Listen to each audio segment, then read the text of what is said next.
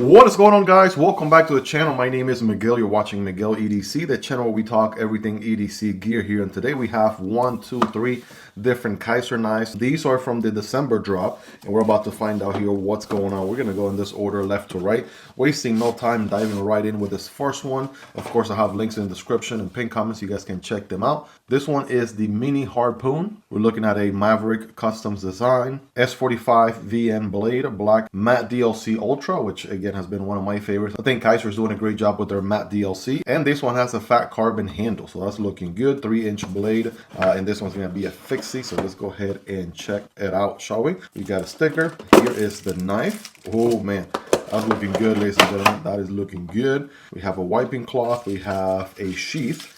And this one has sort of like the carbon fiber look on the outside, even though it looks like it's Kydex on the inside. We'll come back to the Kydex sheath in a moment. We have about 2 feet or so of paracord, which is nice, and a good old silica gel and paperwork on the box. So that's all good. Love to see it. Kizer knives typically have a very good unboxing experience. But let's go ahead and see what the Mini Harpoon here is all about. Let's go ahead and take the plastic off, and bam. Oh man, come on now. Take the safety little tip off there. And ladies and gentlemen, we are looking at quite the blade here. And let's just go ahead and give it a nice little wipe here, right? Do it justice so you guys can see it in the most pristine, presentable condition possible. They typically put some oils there to preserve the blade or whatever, but here we go. Look at that. Matte DLC right there in S45 VN steel. And this is a very interesting sort of clip point, drop point blade. This little curvature right here, that's going to be interesting. I'm sure that has to do with ergos and where you put your thumb. Yep, that feels right at home right there. Took an educated guess, and that's exactly what it's for. And right off the bat, man, I gotta tell you, I mean, full 4-finger grip. Check this out. I'm able to get a full purchase on this bad boy. I like the fact that the blade drops lower than the handle, so like you could do this grip here, still do maybe some tabletop cutting or what have you. You got some belly there. You can do some slicing and dicing, tabletop cutting like that as well. And it's almost a full, basically almost technically a full flat grind right there. So this one's going to be a slicey one, S45 VN steel. Love to see it. Full tan construction, so that's good. And this purple fat carbon right here is looking nice. Tell you what, so it's not any of the imitation. I mean, this is the fat carbon. If they call it fat carbon, then it's actually the fat carbon brand. And I love the sort of variation. We got some purples, some reds on there, some black, of course. And it kind of goes really good with the blacked out blade, honestly. All right, what are your thoughts there? Let me know. And then we have an interesting choice here. It looks like we have a T8 on the front, and then we have this hexagonal pattern back here that is see-through. I've seen some other knives that have this hardware on both front and back, but this is an interesting call, doing this back here and then doing something different in the front. So I'm not sure what the purpose was behind that, but I can tell you though, ergonomically speaking, it feels really good. Solid 10 out of 10. Very comfortable. Handles are nice and rounded, and putting your thumb right here, there's no need for jimping when you have that curvature right there specifically for your thumb. So cutting with this bad boy here is going to be a treat, no doubt about it. And then we have, of course, the sheath here. So Kizer typically does a pretty good job with a satisfying sheath experience. No rattle there. It actually clicks in place, or at least kind of builds good resistance so it doesn't just fall off the sheath or anything. So that works pretty good there.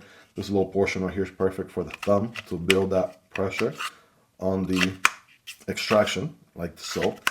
And then we have this very typical, you guys have seen this a million times, spring-loaded button sort of clip situation here. You can mount this guy on your backpack strap for a scout carry. You can mount it on your belt for a vertical carry. So definitely got you covered. The only one thing I'm noticing is you don't have holes on the opposite side up here, so you can't necessarily turn the clip if you wanted to 90 degrees.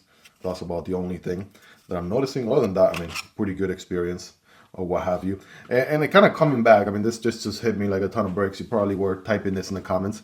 Making this call here for this type of hardware back there, that definitely makes it so you have a lanyard solution. You can run your lanyard through there instead of having a whole separate lanyard hole. So duh, you know, why didn't I think of that like 2 minutes ago?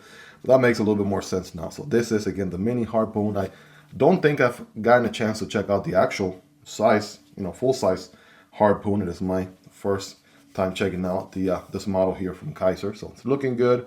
making a great first impression for sure. Let's go ahead and check out some of the other knives we have here. This next one is quite the box, I'll tell you that.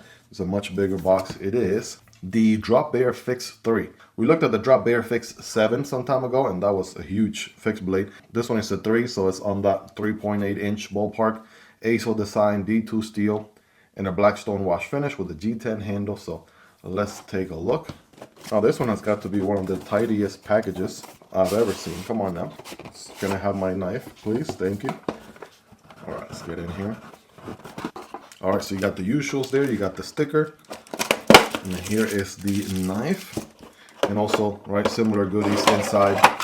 Right, you got that sheath. We'll come back to that in a moment. You got paracord, wiping cloth, right, all the goodies I showed you at the beginning of the video. Again, pretty standard unboxing experience for the most part. Go ahead and remove the plastic on this one, and oh boy, here we go. Now, if you're familiar with the Bear, it is one of Kaiser's most popular designs on their lineup, and now it is here on a fixed blade format once again.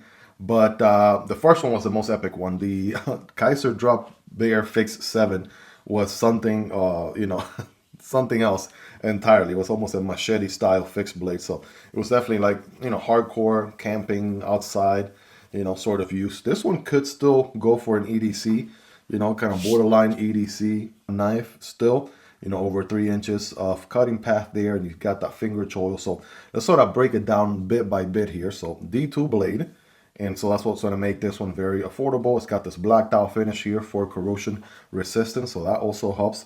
We're looking at a flat grind with a little bit of a switch here in the front. And the only thing I'm noticing here I would have liked to see better was the plunge grind situation. Just the way it ends right there, it kind of makes me feel like it's going to get a smile later on as you sharpen the knife more and more. So that's about the only thing I'm noticing there, just FYI. And then we have G10 on the handle here, which is nice and contour. It's got this belly in the middle, which just works so good. I think the Polaris was one that I saw with this type of handle, and I absolutely love it because this is as hand melting as it gets for a handle, period, right? We have full tank construction as well. And this is what I was talking about earlier, right? You see how the hardware is see-through here and also in the front on both sides. So they do that sometimes. The good news though is you can use either a flat head or a Phillips head on this one on both sides. So that's good to see. Chances are you're probably going to have, you know, screwdriver available or what have you. And then you can adjust, you know, the scales if needed. Otherwise, you know, this will be something you would do for maintenance down the line if you wanted to actually get in there and clean the handles from the actual tang of the knife for any reason. But other than that, we have this back portion here with additional jimping. So the tang here actually protrudes out a tad bit. And then we have some jimping here on both sides. All right, love to see that. And then, of course, good amount of jimping here on the blade and even a tad bit of jimping towards the front as well. So check that out. That's looking pretty good. And the forward choke option on a fixed blade, come on now. That is money, right? Absolute money right there. Money! When I'm forward choking, it doesn't make sense to, you know, put my thumb here on this tiny bit of jimping there as well. And it just looks pretty robust, right? Pretty robust of a fixed blade. I mean, the Bear is already an iconic knife as it is. So making it a fixed blade, making it different sizes, you know, catering to everyone's needs and wants absolutely makes sense. And that's exactly what Kizer is doing here, right? Just giving you everything under the rainbow, fixed blade wise. I know they have a smaller version, right? They have this slightly bigger version. And then there's, this one will be like a medium compared to the Bear Fix3, which is the largest one of the bunch. So that's looking good. And we have the Kydex sheath here as well. Check that out. That goes in and out of the sheath there pretty well.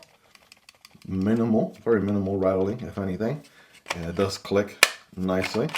Very easy to deploy. I would always check this screw here. For some reason, that screw tends to come loose. I can even tighten it with my thumb, as a matter of fact. So why that's the case, I don't know. But I'm going to just quickly use my Otacle D1 here and make sure I get a Phillips head. Miguel, that'll be great. I got my T6 TA bit instead. Highly recommendable, right? Titanium bit holder here with a nice little storage for about 4 different bits that are two-sided. So really good. I'll have it linked down below if you guys want to check it out. But yeah, I just want to tighten that up a tad bit. And let's check the, oh yeah, that actually changes the pressure a lot. So, you know, you can choose how tight or how loose you want the deployment experience there. I can tell you that one does feel quite a bit tight. So I'm going to just loosen it up a tad bit.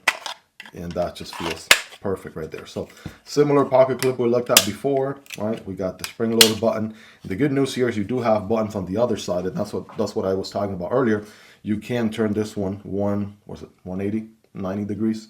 Yeah, let me get my protractor right here. 90 degrees if you wanted to change the orientation of the clip here from horizontal to vertical or vice versa.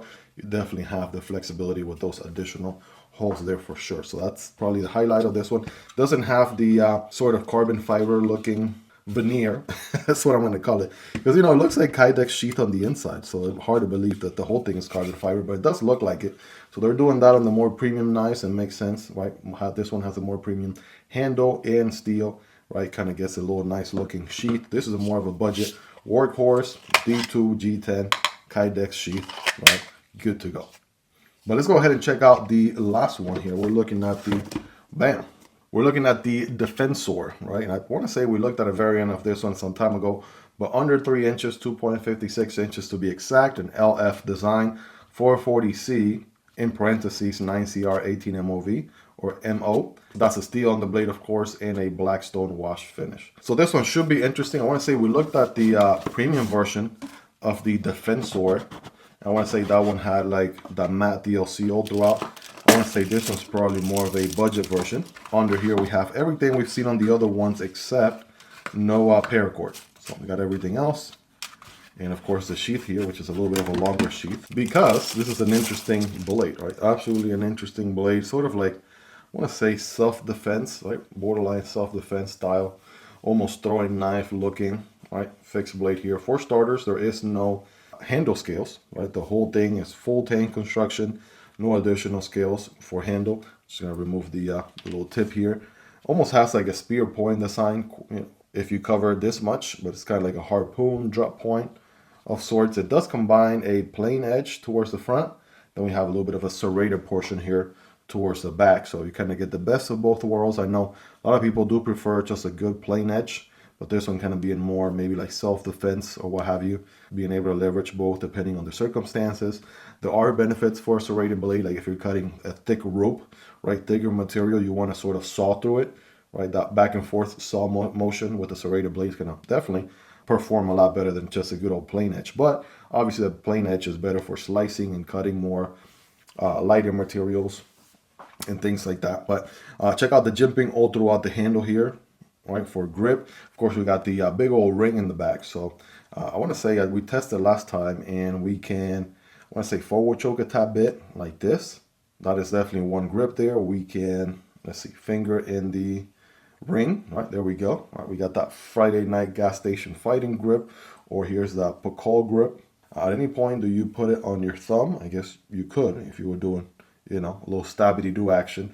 Again, this is not a self-defense channel in any way, shape, or form. The main purpose of this channel is to educate people about knives as tools, not weapons. So this one, again, serves a whole different audience that I'm definitely not the expert for. But, you know, it's interesting to see, of course, just as a knife, kind of what it has to offer and things like that. And, you know, if we're looking for something different to spice up your collection, and you do like fixed blades, I think that one absolutely has the sauce, right? I don't think I've seen much like it out there, especially with, you know, the ring. That is not a karambit. Most ring knives that I check out here in the channel are karambit knives, but this one is just a very, you know, overall interesting design. And again, we did check out the premium counterpart. I think it dropped maybe in October, maybe in November, and now they're making a more budget version so that you guys, if you're interested, you like the design, right, you can pick it up at a more affordable price. Again, all these are linked down below if you guys want to check out prices, availability, and variants. So let's check out the sheath experience, right? We have the same clip we've been seeing, right? Pretty standard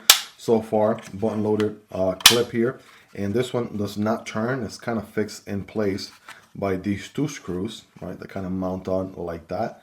So even though you have these holes on the side, maybe you could use an aftermarket clip if you wanted to, but you only have the holes on one side and not the other side. It is a pretty narrow and long sheath. So what's actually going to hold the knife in place is going to be this little divot right there. And so the blade goes in all the way down. And then check out how the ring sort of aligns with the sheath.